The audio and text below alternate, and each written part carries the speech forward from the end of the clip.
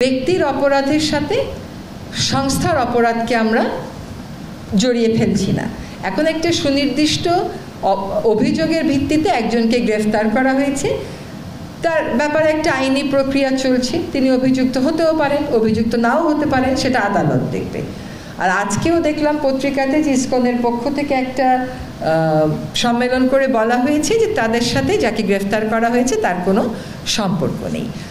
আর এটা হচ্ছে আপনার প্রথম প্রশ্নের উত্তর। দ্বিতীয় প্রশ্নের উত্তর হচ্ছে যে সংস্কার 6টা কমিশনকে সময় দেওয়া হয়েছে ডিসেম্বরের মধ্যে, এবং তাদের মধ্যে প্রায় মানে কেউ কেউ বলেছেন ডিসেম্বরের মধ্যেই দিবেন, কেউ কেউ বলেছেন 1-2 সপ্তাহ সময় বেশিও লাগতে পারে। তো এই সংস্কারগুলোর সাথে নির্বাচনের একটা সম্পর্ক তো আছে।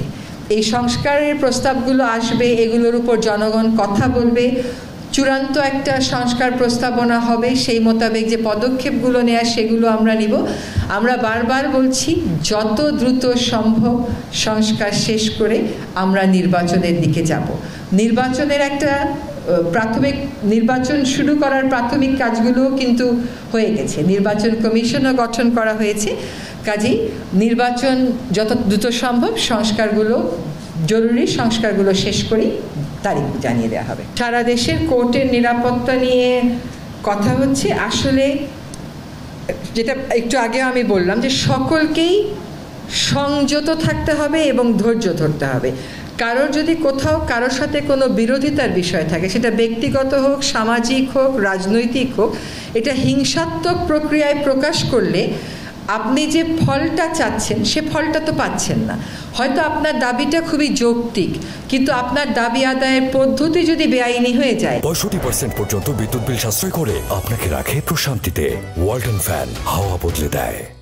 পদ্ধতি যদি ধ্বংসাত্মক হয়ে যায়, পদ্ধতি যদি জনগণের অধিকার রক্ষা করবে এমন প্রতিষ্ঠানগুলোর স্বাভাবিক কার্যক্রমের প্রতি বাধা সৃষ্টিকারী হয়ে যায়, তাহলে সেই ক্ষেত্রে কিন্তু আপনার ন্যায্য দাবিও আপনি আর পূরণ করতে পারবেন না। আজকে প্রধান বিচারপতিও বলেছেন, তিনিও তার উদ্বেগ জানিয়েছেন এবং নিরাপত্তার কথা বলেছেন। আমরা সকলকে বলবো এ জাতীয় ধ্বংসাত্মক এবং অবমাননামূলক কর্মকাণ্ড থেকে বিরত থাকতে। কারোর বিরুদ্ধে কারো কোনো অভিযোগ থাকলে, যেহেতু অভিযোগ দায়ের করার প্ল্যাটফর্ম সব ক্ষেত্রেই আছে, সেখানে অভিযোগ দায়ের করা হবে, সংবাদ সম্মেলন করা হবে, কিন্তু ধ্বংসাত্মক প্রক্রিয়া বেছে নিলে আসলে আদতে কারোরই কোনো লাভ হচ্ছে না। আমরা আজকে জানতে পারলাম যে এখানে আলোচনা হয়েছে এবং সিদ্ধান্ত হয়েছে যে যারা উচ্চ আদালতে এরকম অবমাননাকর ঘটনা ঘটানোর জন্য দায়ী তাদেরকে চিহ্নিত করে যেই ব্যবস্থা প্রচলিত বার কাউন্সিল রুলে হবে সেই ব্যবস্থা গ্রহণ করার একটা সিদ্ধান্ত হয়েছে।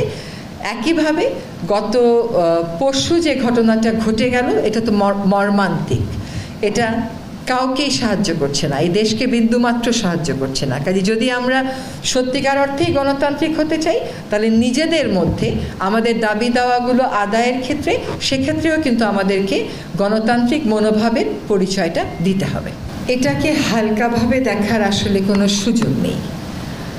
এবং এই সমন্বয়কেরা বিভিন্ন গুরুত্বপূর্ণ বিষয়ে জাতিকে যেভাবে ঐক্যবদ্ধ করার প্রয়াস চালাচ্ছেন, জাতির বিবেককে যেভাবে জাগ্রত করছেন, এটা নিশ্চয়ই অনেকেরই স্বার্থে লাগবে।